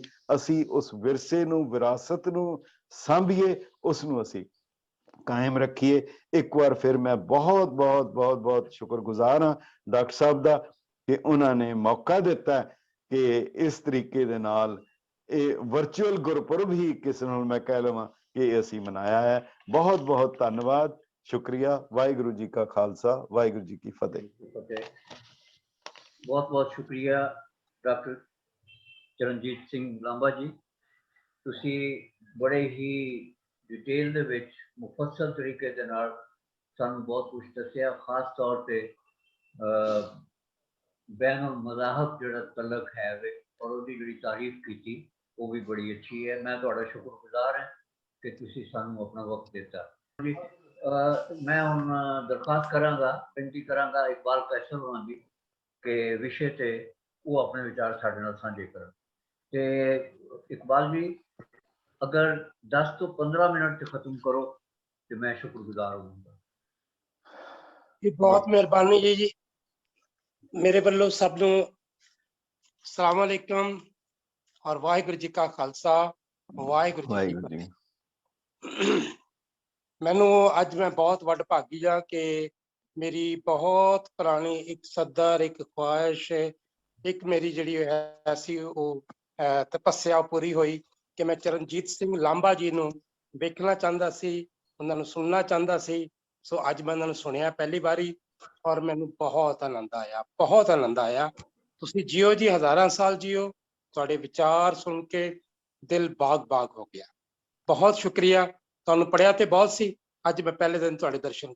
ਮੈਂ ਸਭ ਤੋਂ ਪਹਿਲੇ ਤਾਂ ਜੀ ਅੱਜ ਦੇ ਵਿਦਵਾਨਾਂ ਨੂੰ ਜਿਹੜੇ ਅੱਜ ਇੱਥੇ ਮੌਜੂਦ ਨੇ, ਸਭ ਦਾ ਬਹੁਤ ਬਹੁਤ ਧੰਨਵਾਦ, ਸਭ ਦਾ ਬਹੁਤ ਬਹੁਤ ਸ਼ੁਕਰੀਆ। ਔਰ ਅੱਜ ਕਾਫੀ ਲੰਬੇ ਸਮੇਂ ਤੋਂ ਬਾਅਦ ਲਾਂਬਾ ਸਾਹਿਬ ਦੇ ਦਰਸ਼ਨ ਹੋਏ ਜੀ। ਲਾਂਬਾ ਸਾਹਿਬ ਨਾਲ ਮੈਂ ਜਦੋਂ ਅਮਰੀਕਾ ਗਿਆ ਸਾਂ, ਲਾਂਬਾ ਸਾਹਿਬ ਨਾਲ ਬੈਠ ਕੇ ਉੱਥੇ ਵਿਚਾਰ ਵਟਾਂਦਰਾ ਕੀਤਾ ਔਰ ਇਹਨਾਂ ਦੀ ਸ਼ਖਸੀਅਤ ਤੋਂ, ਇਹਨਾਂ ਦੇ ਨੌਲੇਜ ਤੋਂ, ਇਹਨਾਂ ਕੋਲ ਜਿਹੜਾ ਰੱਬ ਨੇ ਇਹਨਾਂ ਨੂੰ ਇਲਮ ਦਿੱਤਾ ਹੈ, ਉਸ ਤੋਂ ਤਾਂ ਮੈਂ ਹਮੇਸ਼ਾ ਮੁਤਾਸਰ ਰਿਹਾ। ਪਰ ਜੋ ਅੱਜ ਇਹਨਾਂ ਨੇ ਗੁਰੂ ਗੋਬਿੰਦ ਸਿੰਘ ਜੀ ਮਹਾਰਾਜ ਦੀ ਸ਼ਖਸੀਅਤ ਤੇ ਔਰ ਖਾਸ ਕਰ ਜੋ ਗੁਰੂ ਸਾਹਿਬ ਦਾ ਪੈਗਾਮ ਹੈ, ਜੋ ਇੰਟਰਫੇਥ ਹਾਰਮਨੀ ਦੇ ਹਵਾਲੇ ਦੇ ਨਾਲ ਸਾਰੇ ਧਰਮਾਂ ਨੂੰ ਨਾਲ ਲੈ ਕੇ ਜਾਂਦਾ, ਉਹ ਗੱਲਬਾਤ ਕੀਤੀ। ਮੈਂ ਇਹਨਾਂ ਦਾ ਧੰਨਵਾਦ ਕਰਦਾ। ਇਸ ਤੋਂ ਉਪਰੰਤ ਕੈਸਰ ਸਾਹਿਬ ਸਾਡੇ ਪਾਕਿਸਤਾਨ ਦੇ ਅਨਮੋਲ ਹੀਰੇ ਨੇ, ਇਹਨਾਂ ਦਾ ਧੰਨਵਾਦ, ਉਹਨਾਂ ਨੇ ਰੋਸ਼ਨੀ ਪਾਈ। ਡਾਕਟਰ ਮਨਜੀਤ ਜੀ ਤੇ ਆਖਰ ਤੇ ਮੇਰੀ ਭੈਣ ਜੀ ਡਾਕਟਰ ਜਸਬੀਰ ਕੌਰ ਨੇ ਜਿਸ ਤਰੀਕੇ ਨਾਲ ਗੁਰਬਾਣੀ ਸੁਣਾ ਕੇ ਸਾਨੂੰ ਸਭ ਨੂੰ ਮਹਿਸੂਸ ਕੀਤਾ, ਗੁਰਬਾਣੀ ਸੁਣਾਈ, ਉਹਨਾਂ ਨੇ ਵਿਚਾਰ ਵੀ ਆਪਣੇ ਸਾਹਮਣੇ ਰੱਖੇ। ਸੋ ਮੈਂ ਤੁਹਾਡਾ ਸਭ ਦਾ ਧੰਨਵਾਦ ਕਰਦਾ। ਲੇਕਿਨ ਸਭ ਤੋਂ ਵੱਧ ਕੇ ਪ੍ਰੋਫੈਸਰ ਸਾਹਿਬ, ਮੈਂ ਤੁਹਾਡਾ ਔਰ ਤੁਹਾਡੀ ਟੀਮ ਦਾ ਅਸੀਂ ਸਾਰੇ ਦੇਣਾ ਨਹੀਂ ਦੇ ਸਕਦੇ। ਕੋਈ ਵੀ ਤਿਉਹਾਰ ਹੋਵੇ, ਕੋਈ ਵੀ ਦਿਹਾੜਾ ਹੋਵੇ, ਤੁਸੀਂ ਉਸ ਦਿਹਾੜੇ ਵਾਸਤੇ ਹਮੇਸ਼ਾ ਅੱਗੇ ਵੱਧ ਕੇ ਸਿੱਖ ਧਰਮ ਨਾਲੋਂ, ਸਿੱਖ ਕੌਮ ਨਾਲੋਂ ਅੱਗੇ ਵੱਧ ਕੇ ਤੁਸੀਂ ਹਮੇਸ਼ਾ ਉਸ ਦਿਹਾੜੇ ਨੂੰ ਸੈਲੀਬ੍ਰੇਟ ਕਰਦੇ ਹੋ, ਮਨਾਉਂਦੇ ਹੋ। ਔਰ ਇਹ ਤਾਂ ਇੰਨਾ ਵੱਡਾ ਦਿਹਾੜਾ ਹੈ ਗੁਰੂ ਗੋਬਿੰਦ ਸਿੰਘ ਜੀ ਮਹਾਰਾਜ ਜੀ, ਜਿਨ੍ਹਾਂ ਨੇ ਆਪਣਾ ਪੂਰਾ ਸਰਬੰਸ ਵਾਰ ਦਿੱਤਾ। ਔਰ ਉਹਨਾਂ ਦਾ ਸਰਬੰਸ ਵਾਰਨ ਦੇ ਪਿੱਛੇ ਜਿਹੜੀ ਉਹ ਲੜਾਈ ਸੀ, ਉਹ ਲੜਾਈ ਨਾ ਤਾਂ ਕੋਈ ਜਾਇਦਾਦ ਦੀ ਸੀ, ਨਾ ਕੋਈ ਹਕੂਮਤ ਦੀ ਸੀ, ਨਾ ਕੋਈ ਬਟਵਾਰੇ ਦੀ ਲੜਾਈ ਸੀ। ਉਹ ਲੜਾਈ ਜ਼ੁਲਮ ਦੇ ਖਿਲਾਫ ਸੀ, ਉਹ ਹੱਕ ਦੀ ਲੜਾਈ ਸੀ। ਔਰ ਉਹਨਾਂ ਨੇ ਆਪਣੇ ਚਾਰੋਂ ਸਾਹਿਬਜ਼ਾਦੇ, ਕਿਉਂਕਿ ਮੇਰੇ ਤੋਂ ਪਹਿਲੇ ਜਿਹੜੇ ਵਿਦਵਾਨ ਬੈਠੇ ਨੇ, ਮੈਂ ਤੇ ਇੱਕ ਬਹੁਤ ਅਦਨਾ ਜਿਹਾ ਸਟੂਡੈਂਟ ਹਾਂ, ਮੈਂ ਤੇ ਜੇ ਸਿੱਖ ਰਿਹਾ। ਔਰ ਮੈਂ ਇਸੇ ਵਾਸਤੇ ਤੁਹਾਨੂੰ ਬੇਨਤੀ ਵੀ ਕੀਤੀ ਸੀ ਕਿ ਜੋ ਸਾਰੇ ਵਿਦਵਾਨ ਬੋਲਣਗੇ ਤੇ ਮੈਂ ਆਖਿਰ ਵਿੱਚ ਜਿੰਨਾ ਮੇਰੇ ਕੋਲ ਅਕਲ ਹੈ, ਜਿੰਨੀ ਕੁ ਮੈਨੂੰ ਵਾਹਿਗੁਰੂ ਨੇ ਇਲਮ ਦਿੱਤਾ ਹੈ, ਮੈਂ ਉਸ ਮੁਤਾਬਕ ਗੱਲ ਕਰਾਂਗਾ। ਸੋ ਗੁਰੂ ਗੋਬਿੰਦ ਸਿੰਘ ਜੀ ਮਹਾਰਾਜ ਨੇ ਜਿਹੜੇ ਇਸ ਪੰਥ ਦੀ ਸਿਰਜਣਾ ਕੀਤੀ ਔਰ ਇਸ ਪੰਥ ਦੀ ਸਿਰਜਣਾ ਕਰਕੇ ਸਰਬੱਤ ਦੇ ਭਲੇ ਦਾ ਜਿਹੜਾ ਗੁਰੂ ਨਾਨਕ ਦੇਵ ਜੀ ਦਾ ਉਪਦੇਸ਼ ਹੈ, ਜਿਹੜੀ ਸਿੱਖ ਪੰਥ ਦੀ ਬੇਸਿਕ ਫਿਲਾਸਫੀ, ਉਸ ਨੂੰ ਲੈ ਕੇ ਅੱਗੇ ਚਲੇ। ਔਰ ਗੁਰੂ ਸਾਹਿਬ ਜੀ ਦਾ ਪੈਗਾਮ ਜਿਹੜਾ ਸੀ, ਗਨੀ ਖਾਨ ਜੀ ਦੀ ਗੱਲ ਕਰਨਾ, ਰਾਏ ਕੱਲਾ ਜੀ ਦੀ ਗੱਲ ਕਰਨਾ, ਇਸ ਗੱਲ ਦਾ ਵਿਸ਼ੇਸ਼ ਇੱਕ ਉਹ ਪੈਗਾਮ ਸੀ ਕਿ ਗੁਰੂ ਸਾਹਿਬ ਜੀ ਦੀ ਲੜਾਈ ਧਰਮਾਂ ਦੀ ਲੜਾਈ ਨਹੀਂ ਸੀ। ਗੁਰੂ ਸਾਹਿਬ ਜੀ ਦੀ ਲੜਾਈ ਇਸਲਾਮ ਦੇ ਨਾਲ ਨਹੀਂ ਸੀ। ਗੁਰੂ ਸਾਹਿਬ ਦੀ ਲੜਾਈ ਉਸ ਵਕਤ ਦੇ ਜਾਬਰ ਹੁਕਮਰਾਨ ਦੇ ਨਾਲ ਸੀ, ਜਿਹੜਾ ਕਿ ਉਸ ਵਕਤ हुकूमत कर रहा सी और वो हुकूमत वक्त नाल उस वक्त ਅਸੀਂ ਜ਼ੁਲਮ ਦੇ ਗੁਰੂ ਸਾਹਿਬ ਜੀ ਜ਼ੁਲਮ ਦੇ ਖਿਲਾਫ ਲੜੇ। ਸੋ ਮੈਂ ਤੁਹਾਡਾ ਧੰਨਵਾਦ ਕਰਦਾ ਕਿ ਤੁਸੀਂ ਹਮੇਸ਼ਾ ਉਸ ਨੂੰ ਲੈ ਕੇ ਚੱਲੇ ਹੋ। ਲੇਕਿਨ ਪ੍ਰੋਫੈਸਰ ਸਾਹਿਬ, ਮੈਂ ਬਾਕੀ ਵਿਦਵਾਨ ਬੈਠੇ ਨੇ, ਦੋ ਹੱਥ ਜੋੜ ਕੇ ਖਿਮਾ ਦਾ ਜਾਚਕ ਹੋਵਾਂਗਾ। ਅੱਜ ਦੇ ਇਸ ਵੈਬੀਨਾਰ ਚੋਂ ਸਾਡਾ ਟੇਕ ਅਵੇ ਕੀ ਹੈ, ਸਾਡਾ ਵੇ ਫਾਰਵਰਡ ਕੀ ਹੈ, ਅਸੀਂ ਮੈਸੇਜ ਕੀ ਲੈ ਕੇ ਜਾ ਰਹੇ ਹਾਂ, ਉਹ ਬੜਾ ਇੰਪੋਰਟੈਂਟ ਹੈ। ਗੁਰੂ ਸਾਹਿਬ ਜੀ ਦੀ ਸ਼ਖਸੀਅਤ ਤੇ ਅਸੀਂ ਲਿਖਣਾ ਸ਼ੁਰੂ ਕਰ ਦਈਏ ਤਾਂ ਇੰਨਾ ਕੁਝ ਹੈ ਕਿ ਜੀ ਤੁਸੀਂ ਉਹ ਲਿਖ ਕੇ ਤੱਕ ਦੋਗੇ, ਬਟ ਤੁਸੀਂ ਉਹਨਾਂ ਦੀ ਸ਼ਾਇਦ ਸਵਾਨੇ ਉਮਰੀ ਤੇ ਉਸਨੂੰ ਉਹ ਗੱਲਾਂ ਨਹੀਂ ਮੁੱਕਣਗੀਆਂ। ਬਟ ਮਕਸਦ ਹੈ ਵੇ ਕਿ ਗੁਰੂ ਸਾਹਿਬ ਦਾ ਜਿਹੜਾ ਪੈਗਾਮ ਸੀ, ਗੁਰੂ ਸਾਹਿਬ ਜੀ ਦੀ ਜਿਹੜੀ ਤਾਲੀਮਾਤ ਸੀ, ਕਿ ਅੱਜ ਵਾਕਿਆਤਨ ਸਿੱਖ ਪੰਥ ਜਾਂ ਦੂਸਰੇ ਹਵਾਲੇ ਨਾਲ ਗੱਲ ਕੀਤੀ ਜਾਏ, ਜਦ ਇਖਲਾਕੀਆਤ ਦੀ ਗੱਲ ਕਰਦੇ ਹਾਂ, ਸਰਬੱਤ ਦੇ ਭਲੇ ਦੀ ਗੱਲ ਕਰਦੇ ਹਾਂ, ਕਿ ਅੱਜ ਅਸੀਂ ਉਸ ਨੂੰ ਫੋਲੋ ਕਰ ਰਹੇ ਹਾਂ। ਜਿਹੜੀ ਲਾਂਬਾ ਜੀ ਨੇ ਵੀ ਗੱਲ ਕੀਤੀ, ਜਿਹੜੀ ਗੁਰੂ ਸਾਹਿਬ ਦੇ ਪੈਗਾਮ ਸਨ, ਜਿਹੜਾ ਉਹਨਾਂ ਦਾ ਦਰਸ ਸੀ, ਅੱਜ ਅਸੀਂ ਉਸ ਨੂੰ ਫੋਲੋ ਕਰ ਰਹੇ ਹਾਂ। ਇਕਬਾਲ ਕੈਸਰ ਜੀ ਨੇ ਵੀ ਗੱਲ ਕੀਤੀ, ਦੋਨਾਂ ਮੇਰੀ ਭੈਣ ਜੀਆਂ ਨੇ ਵੀ ਗੱਲ ਕੀਤੀ, ਡਾਕਟਰ ਜਸਵੀਰ ਕੌਰ ਉਹਨਾਂ ਨੇ ਗੱਲ ਕੀਤੀ। ਸੋ ਅੱਜ ਅਸੀਂ ਜਿਹੜਾ ਗੁਰੂ ਸਾਹਿਬ ਜੀ ਦਾ ਪੈਗਾਮ ਸੀ, ਜਿਹੜਾ ਦਰਸ ਸੀ, ਜਿਹੜਾ ਜ਼ੁਲਮ ਦੇ ਖਿਲਾਫ ਡਟ ਜਾਣਾ, ਜ਼ੁਲਮ ਦੇ ਖਿਲਾਫ ਖੜੇ ਹੋ ਜਾਣਾ, ਔਰ ਜ਼ਾਲਮ ਨੂੰ ਜਾਬਰ ਕਿਸ ਤਰ੍ਹਾਂ ਕਿਹਾ, ਜ਼ਾਲਮ ਨੂੰ ਜ਼ਾਲਮ ਕਿਸ ਤਰ੍ਹਾਂ ਕਿਹਾ, ਔਰ ਜ਼ਾਲਮ ਨੂੰ ਡਿਫਾਈਨ ਕਿਸ ਤਰ੍ਹਾਂ ਕੀਤਾ ਕਿ ਜ਼ਾਲਮ ਸਿਰਫ ਉਹ ਨਹੀਂ ਹੈ ਜਿਹੜਾ ਜ਼ੁਲਮ ਕਰਦਾ ਹੈ, ਜ਼ਾਲਮ ਉਹ ਵੀ ਹੈ ਜਿਹੜਾ ਕਿਸੇ ਜ਼ੁਲਮ ਹੁੰਦਿਆਂ ਵੇਖਦਾ ਹੋਇਆ ਚੁੱਪ ਰਹਿੰਦਾ, ਔਰ ਜ਼ਾਲਮ ਉਹ ਵੀ ਹੈ ਜਿਹੜਾ ਆਪਣੇ ਉੱਪਰ ਜ਼ੁਲਮ ਬਰਦਾਸ਼ਤ ਕਰਦਾ। ਸੋ ਅੱਜ ਦੇ ਦਿਹਾੜੇ ਤੇ ਅਸੀਂ ਦੇਖਿਆ ਜਾਏ ਤੇ ਅਸੀਂ ਕਿੱਥੇ ਖੜੇ ਹਾਂ। ਸੋ ਮੇਰਾ ਅੱਜ ਤੁਹਾਡਾ ਅੱਜ ਦਾ ਇਹ ਵੈਬੀਨਾਰ ਉਸ ਵਕਤ ਤੱਕ ਕਾਮਯਾਬ ਨਹੀਂ ਹੋਏਗਾ ਜਦ ਤੱਕ ਅਸੀਂ ਗੁਰੂ ਸਾਹਿਬ ਜੀ ਦੇ ਦੱਸੇ ਹੋਏ ਰਸਤੇ ਤੇ, ਗੁਰੂ ਸਾਹਿਬ ਜੀ ਦੇ ਦੱਸੇ ਹੋਏ ਗੱਲਾਂ ਤੇ ਅਸੀਂ ਅਮਲ ਨਹੀਂ ਕਰਦੇ। ਸੋ ਅੱਜ ਸਾਡੇ ਸਾਰਿਆਂ ਵਾਸਤੇ ਸੋਚਣ ਦੀ ਗੱਲ ਹੈ, ਜਦ ਅਸੀਂ ਇੰਟਰਫੇਥ ਹਾਰਮਨੀ ਦੀ ਗੱਲ ਕਰਦੇ ਹਾਂ, ਸਾਰੇ ਧਰਮਾਂ ਨਾਲ ਲੈ ਕੇ ਚੱਲਣ ਦੀ ਗੱਲ ਕਰਦੇ ਹਾਂ, ਉੱਥੇ ਹੀ ਬਹੁਤ ਸਾਰੇ ਐਸੀਆਂ ਕੁਵਤਾਂ ਵੀ ਹੈ ਨੇ ਜਿਹੜੀਆਂ ਇਸਲਾਮ ਤੇ ਸਿੱਖ ਦੀ ਲੜਾਈ ਨੂੰ ਕਿਸੇ ਹੋਰ ਤਰੀਕੇ ਨਾਲ ਪ੍ਰੋਜੈਕਟ ਕਰਦੀਆਂ ਨੇ ਕਿ ਜਿਸ ਵਕਤ ਦੀ ਲੜਾਈ ਜਿਹੜੀ ਸੀ ਉਹ ਇਸਲਾਮ ਦੀ ਤੇ ਸਿੱਖ ਦੀ ਲੜਾਈ ਸੀ। ਸੋ ਸਾਨੂੰ ਦੁਨੀਆ ਨੂੰ ਇਸ ਵਕਤ ਸਹੀ ਦੱਸਣ ਦੀ ਲੋੜ ਹੈ ਕਿ ਗੁਰੂ ਸਾਹਿਬ ਜੀ ਅਗਰ ਉਸ ਵਕਤ ਆਪਣਾ ਸਰਬੰਧ ਸਵਾਰਿਆ ਤਾਂ ਉਸਦੇ ਪਿੱਛੇ ਹਕੀਕਤ ਕੀ ਸੀ। ਸੋ ਮੈਂ ਅੱਜ ਸਾਰੇ ਵਿਦਵਾਨਾਂ ਅੱਗੇ ਵੀ ਬੇਨਤੀ ਕਰਾਂਗਾ ਕਿ ਗੁਰੂ ਸਾਹਿਬ ਜੀ ਦੇ ਉਪਦੇਸ਼ ਨੂੰ ਇਹਦੇ ਵਾਸਤੇ ਅਸੀਂ ਉਪਰਾਲਾ ਕਰੀਏ। ਤੁਸੀਂ ਉਪਰਾਲਾ ਕਰਦੇ ਹੋ ਹਮੇਸ਼ਾ, ਜਿਹੜਾ ਤੁਹਾਡਾ ਕਲਚਰਲ ਫੋਰਮ ਹੈ ਦਿਆਲ ਸਿੰਘ ਕਲਚਰ ਰਿਸਰਚ ਫੋਰਮ, ਤੁਸੀਂ ਹਮੇਸ਼ਾ ਉਸ ਵਾਸਤੇ ਉਪਰਾਲਾ ਵੀ ਕਰਦੇ ਹੋ। ਸਾਡੀ ਇੱਕ ਸਿੱਖ ਬੱਚੀ ਨੂੰ ਤੁਸੀਂ ਆਪਣੇ ਇਸ DSRCF ਦੇ ਵਿੱਚ ਲੈ ਕੇ ਇਸ ਚੀਜ਼ ਦੀ ਨਿਸ਼ਾਨਦੇਹੀ ਕਰਦਾ ਕਿ ਤੁਸੀਂ ਸਾਰੇ ਧਰਮਾਂ ਨਾਲ ਬਰਾਬਰ ਦਾ ਪਿਆਰ ਕਰਦੇ ਹੋ, ਸਭ ਧਰਮਾਂ ਨਾਲ ਲੈ ਕੇ ਚੱਲਦੇ ਹੋ, ਤੁਸੀਂ ਚਾਹੁੰਦੇ ਹੋ ਕਿ ਪਾਕਿਸਤਾਨ ਦੇ ਵਿੱਚ ਜਿਹੜਾ ਸਿੱਖ ਹੈਰੀਟੇਜ ਹੈ, ਜਿਹੜਾ ਸਿੱਖ ਕਲਚਰ ਹੈ, ਜਿਹੜਾ ਸਿੱਖ ਵਿਰਸਾ ਹੈ। ਸੋ ਮੈਂ ਇਹ ਬੇਨਤੀ ਕਰਾਂਗਾ ਕਿ ਲਾਂਬਾ ਸਾਹਿਬ ਜੀ ਵਰਗੇ ਸਾਡੇ ਕੋਲ ਤੁਹਾਡੇ ਕੋਲ ਵਿਦਵਾਨ ਹੈ ਨੇ, ਇਹਨਾਂ ਦਾ ਨੰਬਰ ਹੈ ਨੇ, ਤੇ ਸਾਡੀ ਬੱਚੀ ਨੂੰ ਉਹਨਾਂ ਨੂੰ ਕਨੈਕਟ ਕੀਤਾ ਜਾਏ ਤਾਂ ਕਿ ਅਸੀਂ ਜ਼ਿਆਦਾ ਤੋਂ ਜ਼ਿਆਦਾ ਰਿਸਰਚ ਕਰਕੇ ਦੁਨੀਆ ਨੂੰ ਦੱਸ ਸਕੀਏ ਕਿ ਕਿਸ ਤਰੀਕੇ ਨਾਲ ਪਾਕਿਸਤਾਨ ਦੇ ਸਿੱਖ ਧਰਮ ਦੀ ਬੁਨਿਆਦ ਬਣੀ। ਗੁਰੂ ਨਾਨਕ ਸਾਹਿਬ ਜੀ ਨੇ ਇੱਥੇ ਅਵਤਾਰ ਧਾਰਿਆ, ਉਹਨਾਂ ਦਾ ਆਖਰੀ ਆਰਾਮਗਾਹ ਵੀ, ਉਹਨਾਂ ਦੀ ਆਖਰੀ ਅਸਥਾਨ ਵੀ ਇੱਥੇ ਵੇ। ਪੰਜਵੇਂ ਪਾਤਸ਼ਾਹ ਜੀ ਦੀ ਗੱਲ ਹੋਈ, ਪੰਜਵੇਂ ਪਾਤਸ਼ਾਹ ਦਾ ਸ਼ਹੀਦੀ ਅਸਥਾਨ ਇੱਥੇ ਹੈ। ਔਰ ਹਮੇਸ਼ਾ ਅਸੀਂ ਇਸ ਚੀਜ਼ ਨੂੰ ਬੜਾ ਫਖਰ ਨਾਲ ਦੱਸਦੇ ਹਾਂ ਕਿ Maharaja Ranjit Singh ji who is son of the soil, ਜਿਨ੍ਹਾਂ ਨੇ 40 ਸਾਲ ਇੱਥੇ ਰਾਜ ਕੀਤਾ, ਉਹਨਾਂ ਦਾ ਵੀ ਜਨਮ ਪਾਕਿਸਤਾਨ 'ਚ ਹੈ, ਉਹਨਾਂ ਦੀ ਸਮਾਧੀ ਵੀ ਪਾਕਿਸਤਾਨ 'ਚ ਹੈ। ਸੋ ਸਾਨੂੰ ਦੁਨੀਆ ਭਰ ਨੂੰ ਦੱਸਣ ਦੀ ਲੋੜ ਹੈ। ਔਰ ਇਸ ਵਕਤ ਉਹ ਕੁਵਤਾਂ ਜਿਨ੍ਹਾਂ ਦੇ ਆਪਣੇ ਵੈਸਟਡ ਇੰਟਰਸਟ ਨੇ, ਜਿਹੜੀ ਇਸ ਦੀ ਮਨਫੀ ਉਸ ਨੂੰ ਪ੍ਰੋਪਗੇਟ ਕਰ ਰਹੇ, ਸੋ ਸਾਨੂੰ ਉਹਨਾਂ ਨੂੰ ਇਸ ਵਕਤ ਇੱਕ ਪੈਗਾਮ ਬੜੇ ਪਿਆਰ ਨਾਲ ਔਰ ਪ੍ਰੋਪਰ ਰਿਸਰਚ ਦੇ ਥਰੂ, ਕਿਉਂਕਿ ਅਨਫੋਰਚੂਨੇਟਲੀ ਬਹੁਤ ਘੱਟ ਐਸਾ ਹੋਇਆ ਕਿ ਸਿੱਖ ਧਰਮ ਤੇ ਕਿਸੇ ਨੇ ਰਿਸਰਚ ਕੀਤੀ ਹੋਵੇ। ਸੋ ਸਾਨੂੰ ਰਿਸਰਚ ਕਰਨ ਦੀ ਲੋੜ ਹੈ। ਮੈਂ ਇੱਕ ਤਾਂ ਫਿਰ ਸਾਰੇ ਵਿਦਵਾਨਾਂ ਦਾ, ਕਿਉਂਕਿ ਗੁਰੂ ਸਾਹਿਬ ਜੀ ਦੇ ਬਾਰੇ ਬਹੁਤ ਗੱਲਾਂ ਹੋ ਚੁੱਕੀਆਂ, ਬਹੁਤ ਕੁਝ ਦੱਸਿਆ, ਔਰ ਅਸੀਂ ਅਗਰ ਉਹਨਾਂ ਗੱਲਾਂ ਤੇ ਅਮਲ ਹੀ ਕਰ ਲਈਏ, ਅਸੀਂ ਉਸ ਰਸਤੇ ਤੇ ਚੱਲ ਪਈਏ ਤੇ ਮੇਰੇ ਖਿਆਲ ਸਾਡੀਆਂ ਬਹੁਤ ਸਾਰੀਆਂ ਜਿਹੜੀਆਂ ਮੁਸ਼ਕਿਲਾਂ ਨੇ ਆਸਾਨ ਹੋ ਜਾਣਗੀਆਂ। ਮੈਂ ਸਭ ਦਾ ਧੰਨਵਾਦ ਵੀ ਕਰਦਾ ਔਰ ਇੱਕ ਵਾਰੀ ਫੇਰ ਤੁਹਾਡਾ ਔਰ ਤੁਹਾਡੀ ਪੂਰੀ ਟੀਮ ਦਾ ਸ਼ੁਕਰੀਆ ਅਦਾ ਕਰਦਾ ਤੁਹਾਡੇ ਇਸ ਪਲੇਟਫਾਰਮ ਦੇ ਰਾਹੀਂ, ਕਿਉਂਕਿ ਲਾਂਬਾ ਸਾਹਿਬ ਇਸ ਟਾਈਮ ਬੈਠੇ ਨੇ। ਲਾਂਬਾ ਸਾਹਿਬ ਤੁਸੀਂ ਇਸ ਟਾਈਮ ਮੇਰੇ ਖਿਆਲ ਅਮਰੀਕਾ 'ਚ ਹੀ ਹੋ, ਕਿਤੇ ਹੋਰ ਤਾਂ ਨਹੀਂ ਬੈਠੇ ਜੀ?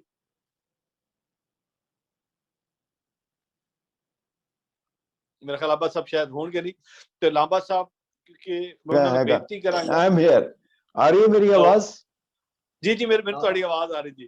हाँ हाँ हाँ, नहीं वो टाइम ਦਾ ਭੁਲੇਖਾ ਪੈ ਗਿਆ ਤੇ ਮੈਂ ਲੇਟ ਹੋ ਗਿਆ।